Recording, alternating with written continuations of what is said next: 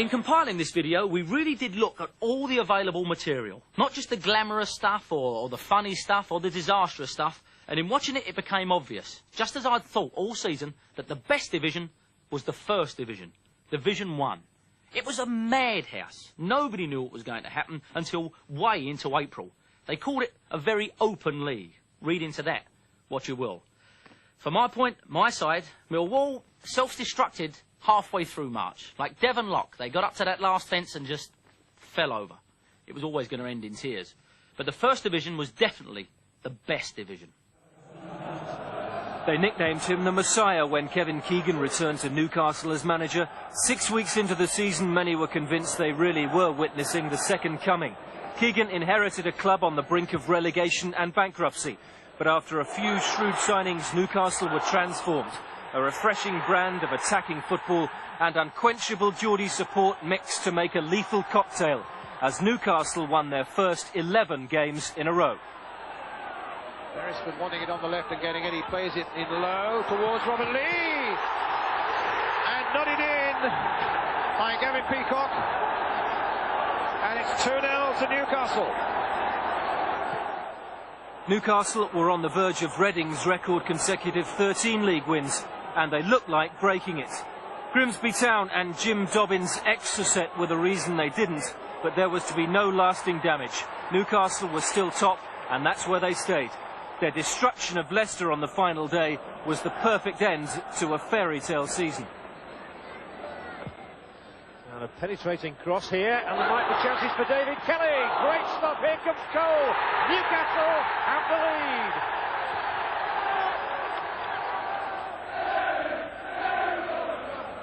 Lee turned away again. Now it's Cole, the back heel, brilliantly done. Robert Lee in.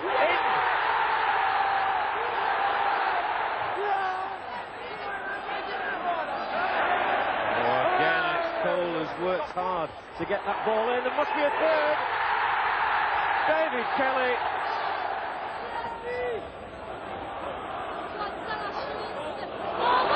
Good work again. Here's Clark. Maybe he can get one. Is it 4? It is. Another for Kelly. Still 4.5 minutes of the first half left at St James's Park, and it's gone all the way through from the goalkeeper. Cole's got another one. It's coming off Smith. Yeah! Can you believe it? Clark, Sellers, Robinson. Is it 6? Kelly's come for it. What an amazing half, and it's Kelly who's got the hat-trick first. Kilcline stabs his boot out and directs the ball to Clark, who just loves racing at defences. Cole might be in for the 7. Yes, he is. At 1.7 million, Andy Cole was the most expensive of several key signings by Keegan, but there'll be more. Potentially the biggest club in Britain was how he described Newcastle when he arrived. Well, now they've got the biggest stage to perform on, and you can't see Keegan fluffing his lines.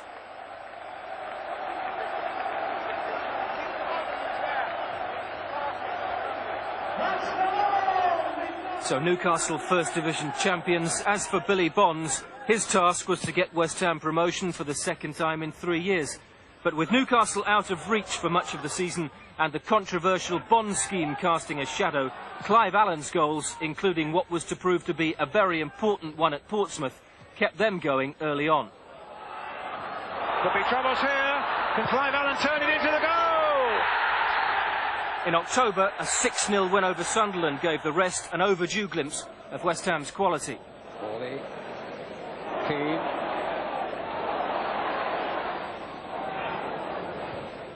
Did again. Could be another one.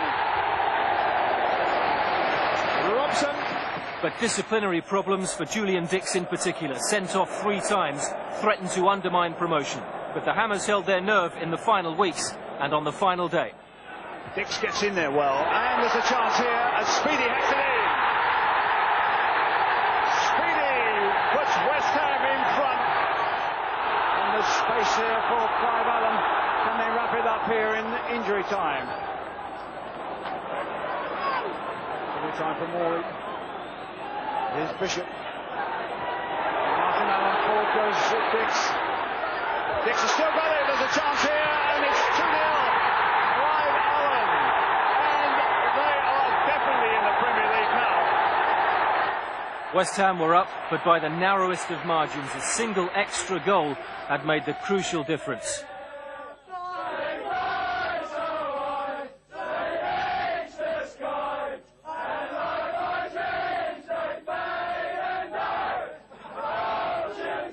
Now Billy Bonds needs his team to show more of that spirit to make sure they don't come straight back down again, but consolidate their place in the Premier League instead.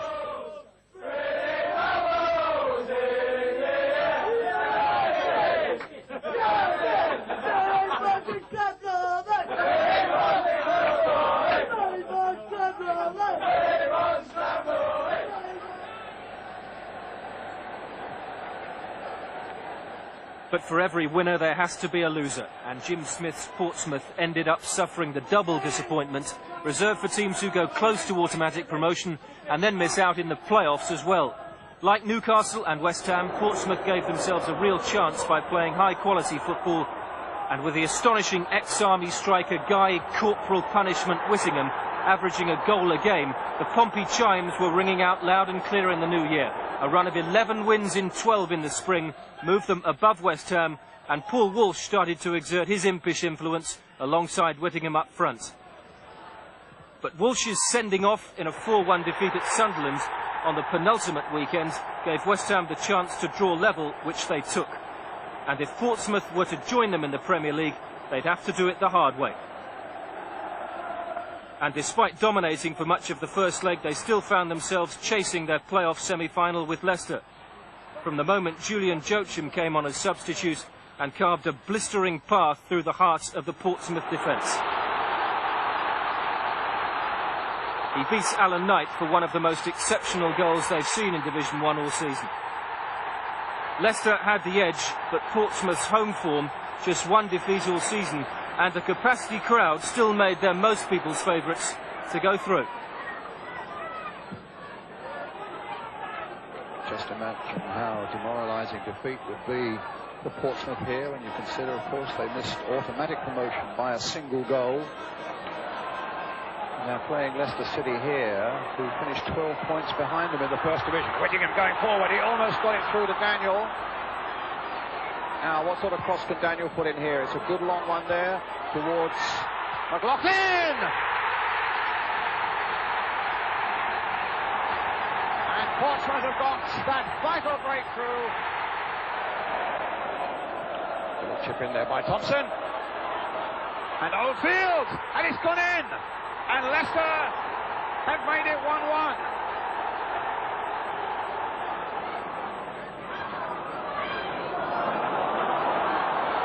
Here's Thompson.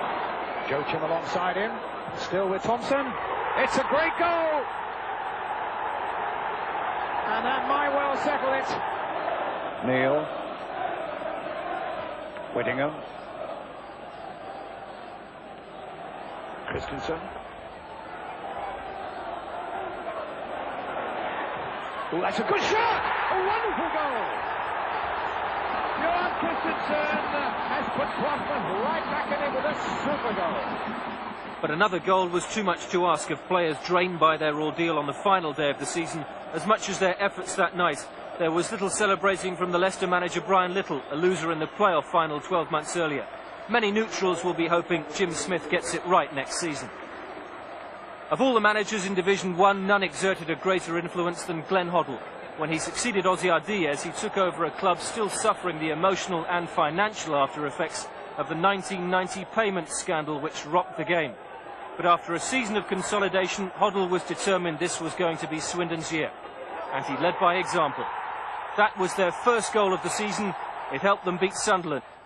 By the autumn, most of the players were making sizable contributions in a team that combined reliable professionals with young, exciting talent. The midfielder Martin Ling stood out for most of the season. Some raised questions about Swindon's defensive strength. Others called them over-elaborate. But the system under Hoddle seemed to suit Craig Maskell, one of the few new players Hoddle was able to bring in. He was signed for a bargain £200,000 from Reading, and his eye for goal was a revelation.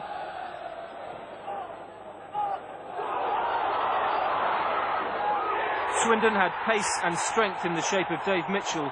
Maskell's mobility suited the Swindon style perfectly as well, and by the new year he'd scored 17 goals.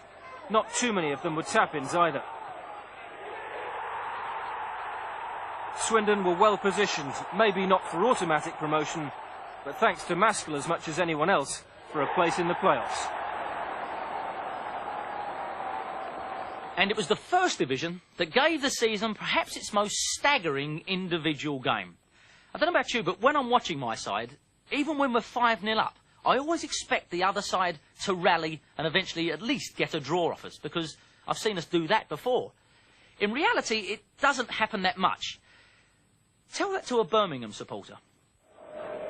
Easter Monday is always one of the most significant dates in the football calendar, because for teams at the top and the bottom, time is running out.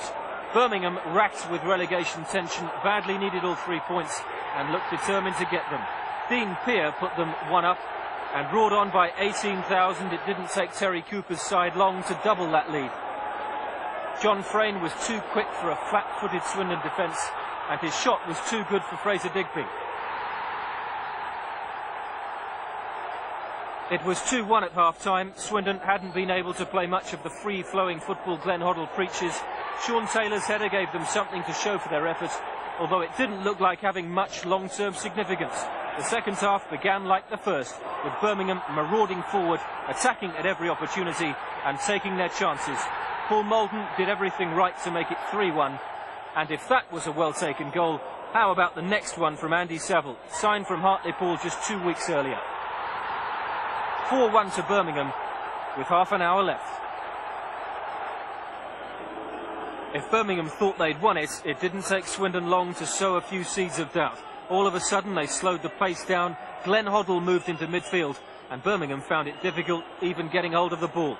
Passing of the highest quality carved them open, and Craig Maskell made it 4-2. Birmingham were wobbling, and Swindon sensed it. Their vulnerability in the air was exposed again as Maskell's cross was missed and Dave Mitchell headed into an open net.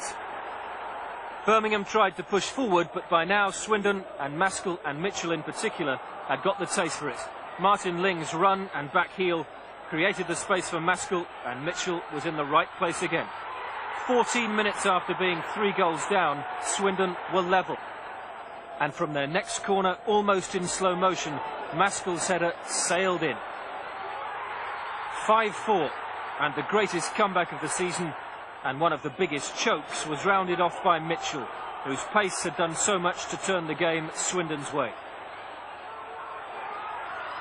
A hat-trick for the Australian, and as the transfixed Birmingham supporters reached for the Valium to try and cope with the violent mood swing they'd been subject to, Swindon celebrated. And the emotional experience of that amazing afternoon at St Andrews must have played a part in Swindon's biggest game of the season at Wembley 6 weeks later. High comedy, of course, and mentally it never happens the other way round for supporters. I mean, I can't imagine that the Swindon fans were standing there at 4-1 down saying, "Oh, sweat, we're going to score 5 goals in a minute." And if that was the most bizarre game of the season, then Swindon also featured in one of the best. Again, the First Division, and this time a playoff against Leicester. Have we got a second? Can I talk about playoffs? They're obscene. They're disgusting. They shouldn't be allowed. They say, "Oh, but playoffs keep the season alive." Well, tough luck. The season's been alive since August. Get it right first time. In no other sport would they be allowed. Could you imagine in boxing? Lennox Lewis has just done 12 gruelling rounds and been given a points decision, and the referee holds his hand and says, "But just a minute, we're going to bring back that guy you fought 4 months ago to have a go at you." No, you either go up or you don't. But let's get back to the game. The thrilling Swindon against Leicester.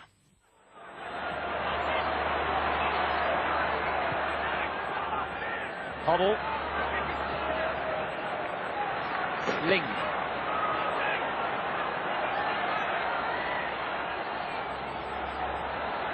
Now Moncur. They've gone from left to right flank. Summerby whips it into Maskell. Well played. Hoddle.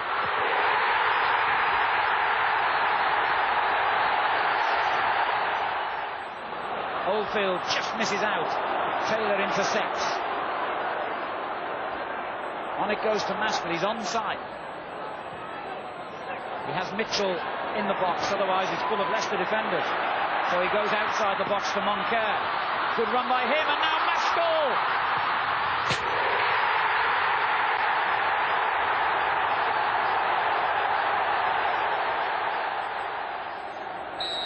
Moncur has earned this corner with his skill. And it goes high towards Taylor. Walsh got there ahead of him though. Moncur plays it back in again and no offside! And Taylor has scored! And that surely means it's the Premier League for Swindon Town now! Whitlow has Philpott hugging the left touchline. And Oldfield gets it back to him. That's a good ball.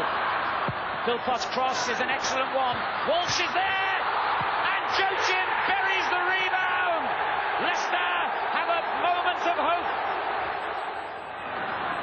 Philpott. Agnew. Hoddle takes it from him, but it's only as far as Mills. Still Mills and still. And he curls it beautifully over to the far post. Philpott turning it back in again. Walsh goes up to the keeper and it's in! It's 3-2! Incredible! Moncur taken away from him by Whitlow. Now Walsh, what a hero he's been, a part in both the goals, scored the second of course. Whitlow drives forward now. He's got Joachim and looks for Thompson, and Thompson has equalised! It's unbelievable stuff now! Hoddle knocks it long for White, and White steals in and goes down, and it's a penalty. The referee has given a penalty for a foul on the substitute. A year ago, Leicester conceded a controversial penalty against Blackburn Rovers, which cost them a place in the Premier League. Is history about to repeat itself? Paul Bodin from the spot for Swindon. He scored!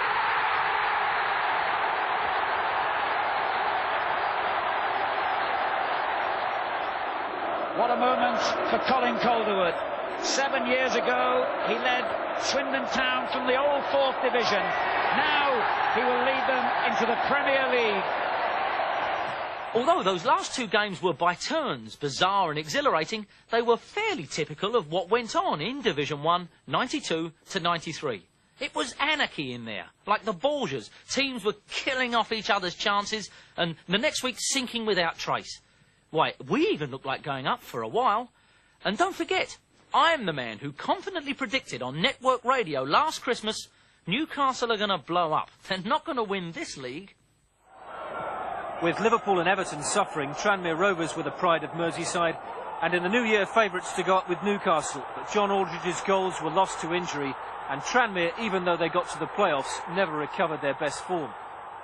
Mick McCarthy made a good impression in his first full season as a manager, but Millwall's last season at the Den didn't end in promotion, just plaudits from the rest for the style they showed. In Jamie Morley, they've got one to watch. The biggest sense of anti-climax was felt at Derby County. Arthur Cox spent £12 million building a promotion team, but his cheques bounced. The good away days were heavily outnumbered. Derby lost a club record 11 home games. Much less fashionable and much less fancied, Grimsby Town's stylish football raised a few eyebrows. Clive Mendonca's goals were one of the highlights. The win at Newcastle was another. Alan Buckley would appear to have laid good foundations for a few years to come. Of the promoted teams, Peterborough United had most to be pleased about. Consistency, home and away, kept them in the right half of the table. And on their day, as Leicester found out in April, the goals of two journeyman strikers, Tony Adcock and Tony Philliskirk, helped them raise their game to compete with the best. It wasn't the sort of season Wolves and Graham Turner were hoping for. Many expected them to make the top six at least. But even Steve Bull's form dipped after a good start, and so did Wolves' chances of making the playoffs. December the 5th, 1992 will be a day that lives long in the memory of every Charlton Athletic supporter. After 8 years away and one of the most determined campaigns, Charlton finally moved back to the Valley and crowned their return with a win over Portsmouth. Colin Walsh got the goal, and Charlton supporters will now be hoping a whole season of proper home games will pay dividends next year. Barnsley's season ended with the resignation of Mel Machin. Viv Anderson was appointed as their new manager. One of the players he'll want to hang on to is Wayne Biggins, Barnsley's top scorer, and no doubt about the cheekiest goal he scored last season against Luton in a 3-0 win back in October. No doubt about Oxford United's star player either, Joey Beecham. Wimbledon was so impressed with his performance against Millwall, they reportedly offered £1 million for the young winger. Oxford will do well to go on turning down money like that. Bristol City did sell their best striker, Andy Cole, to Newcastle. It was one of Russell Osman's first jobs after taking over in the new year, but he still managed to keep them up, and if Leroy Rossini stays fit, they've got a decent replacement for next season. Survival was the mission for Barry when he jumped from the frying pan at Barnet into the fire at Southend, and he ended up completing a memorable double, with Barnet going up and Southend staying up. Although the man in the hot seat before him, Colin Murphy, must take a bit of the credit. He signed Stan Collymore from Crystal Palace early in the season. By the end, Collymore had become one of the most fearsome sights in the country, with a price tag approaching £2 million. But perhaps the best single side didn't come from Division 1, and it didn't come from the Premier League. Division 2 and Stoke City. They were virtually champions from the first game. They were consistent as hell. They were classy, they played great football, they had thrilling matches, and if you look at them, they're a damn handsome collective. For Newcastle in Division 1 reads Stoke City in Division 2, a town that was overdue footballing success and saw it come thick and fast under the highly moted management of Lou Macari, who after the scandal at Swindon and then failure at West Ham needed to prove his credentials again. Mark Steen's 33 goals, which made him the division's top scorer, were a key factor, as was the timing of a few of them. Stoke won numerous games in the closing minutes, but their strong positive play had its subtler moments as well. Between September and February, they went a remarkable spell of 25 games without defeat, racing away at the top, and they started to win with a style that made a mockery of the direct tag some are quick to give Macari's teams. Crowds averaging 15,000 made a significant contribution as well, and 2 weeks before the end of the season, Stoke were up as champions.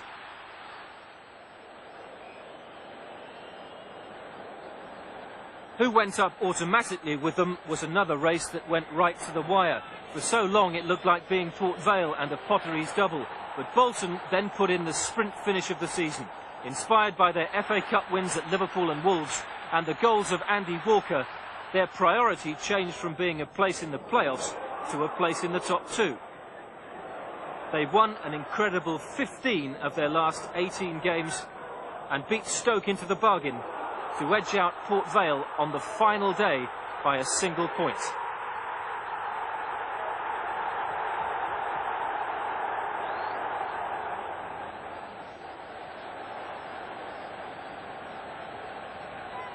Division 2's pre-season favourites with the bookies were West Bromwich Albion. Like Lou Macari, Ozzy Ardiaz had something to prove after Newcastle sacked him to make way for Kevin Keegan. West Brom started well, and Bob Taylor, their striker, had one of the division's best frontmen. But inconsistency and defensive frailty started to undermine any real chance of automatic promotion. The emphasis Ardiaz placed on flair and technique, though, was always going to be good enough to claim a place in the top 6. It also says a lot for Ardiaz's approach to the game that West Brom scored in every match in 1993. And over the last 3 months, when goals are supposed to dry up, they averaged 2.5 per game to claim their place in the playoffs. A system Ardiaz is a big fan of. He won there with Swindon, and like Glenn Hoddle, took his team to Wembley for what was to be his final game as manager. For Port Vale, it was one game too many. Loses out. Hamilton knocks it forward. That's a great first-time ball for Taylor. Bob Taylor. The free kick has been given, for sure, and it will be interesting to see what further action the referee takes against Peter Swan here. And Peter Swan, sadly, has the long walk back down the Wembley tunnel. One of very few players in the history of the game to be dismissed at the world's most famous stadium. And it's off the post and off the line from Strotter's header. Taylor. Chipped in again by Reed. And it's in this time, yes! It's Andy Hunt. Good touch here. Just moves it to the side, clips it in, and there's the header, directed into the only place the poor keeper got no chance of getting that. Hunt. And it breaks suddenly from Donovan. And Reed has got forward from the back. And he scored! Nicky Reed has surely now clinched a place in the First Division for West Bromwich Albion. Donovan goes down, he looks up, he plays a little ball with the outside of the right foot. Reed gets a good first touch, keeper dives out at him, and he just keeps his cool and places it in the corner of the net. Bob Taylor with a good header. What a good sensible thing that was to do. So the brilliant Nicky Reed. It's a decent cross too, and Taylor turns it straight against Aspin and still comes out with the ball. And in the end, Kevin Donovan has given Albion a certain place in the First Division. 3-0. 40,000 Baggies fans celebrate. The trophy is important. The place in the First Division, far more so. I think even supporters of teams in Division 3 don't really call it Division 3. Not in private, not in the pub. We know what division it really is. Let's face it, there are divisions, and yet this is division. Doesn't work still, does it? We're going to look at Division 3 and remind ourselves that even though it's patronised on television by people saying there's still some very good football played down there, it's actually a crazy league where you do get fantastic games alongside, shall we say, unpredictable performers and once top-flight professionals eking out the twilight days of their career. Division 3. Cardiff City were Division 3 champions in what was a triumph for their go-ahead chairman Rick Wright as much as anyone else. At the start of the season, he introduced a unique ticket price system. The higher Cardiff were in the league, the more supporters paid. That helped get the fans interested. The success on the field, though, was the main thing. 17,000 watched them pinch promotion at home to Shrewsbury. They won the championship with a 3-1 win at Scunthorpe on the final day of the season.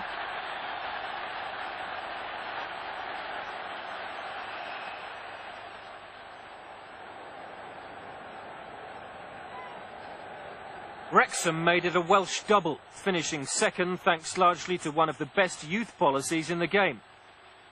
All right, old-timers like Mickey Thomas still made contributions, but at one of the game's poorer clubs, manager Brian Flynn has little alternative but to put his faith in local talent. And that made their run to the runners-up position all the more satisfying. Steve Watkin got a late winner in a 4-3 victory over Colchester that took them up on the final day.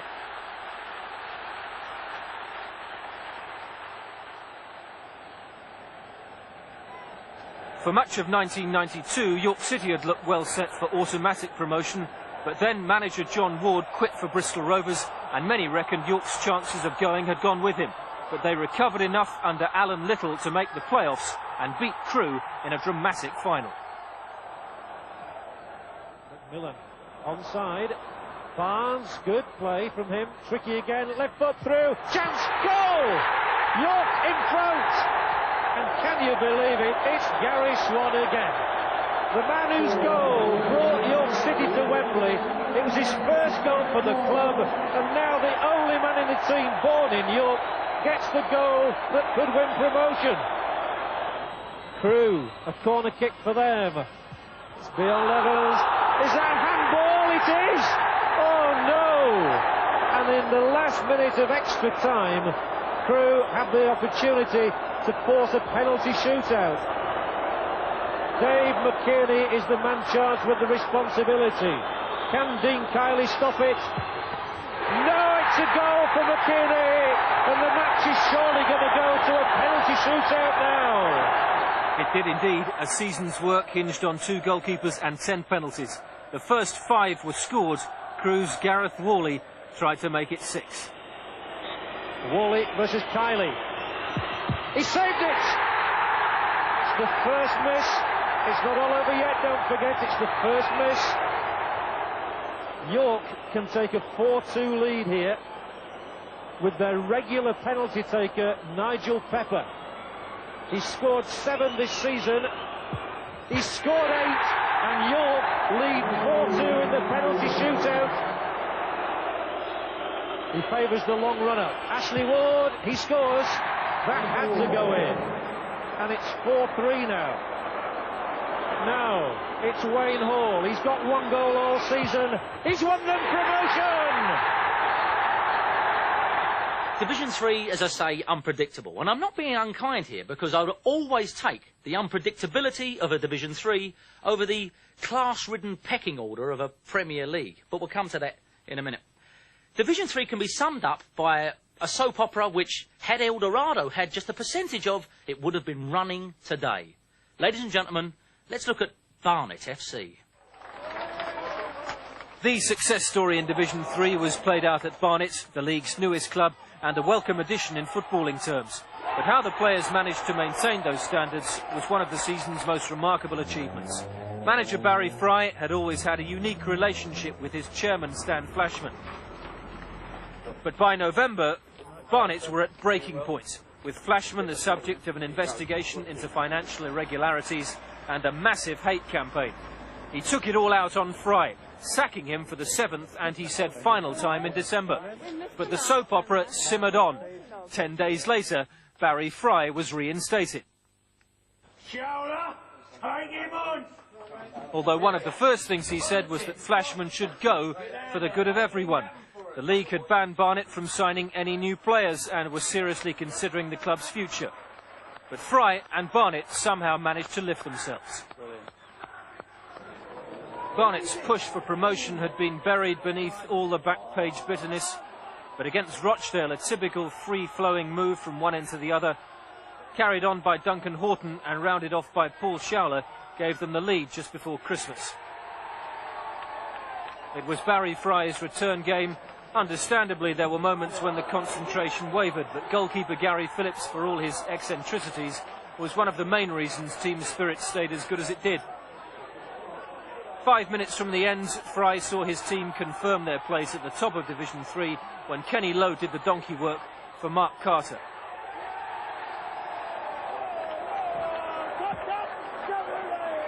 Yet, in another crazy twist, Flashman resigned in March. The following day, Fry quit for Southend. But the players just got on with the job. And in April went to Scunthorpe, lost, but still went up in a typically roundabout end to a bizarre season. Caretaker Eddie Steen had said the players, for all the controversy, would see it through, and that, somehow, is what they managed to do. The lads here are just all mates, and they all stick together, and without that, I think we'd have struggled. But we've got the best players, I think, in the league, man for man, and I think it showed, and like I said, just keep doing what we're doing now, and we'll win the league. Let's hope the club can go on to strength from here. But we have to wait and see, obviously, won't we? We've come through an awful lot, though. Brings you closer together. Maybe it's helped us in the long run. You never know. One of the main reasons why I stayed was for him, and obviously the players have played a big factor in that as well. But having said that, you know, Barry knows that we're all behind him, and Barry knows the reason we stayed is because we want to do it for him, because he deserves it more than anyone. We've done it for him. See you later, bad boy. As ever, Barnet FC providing the circus for the rest of the Football League. It's probably not that much fun if you're actually involved with Barnet, but then again, that's your problem. For someone like you, stability would be marrying Jar Jar Gabor.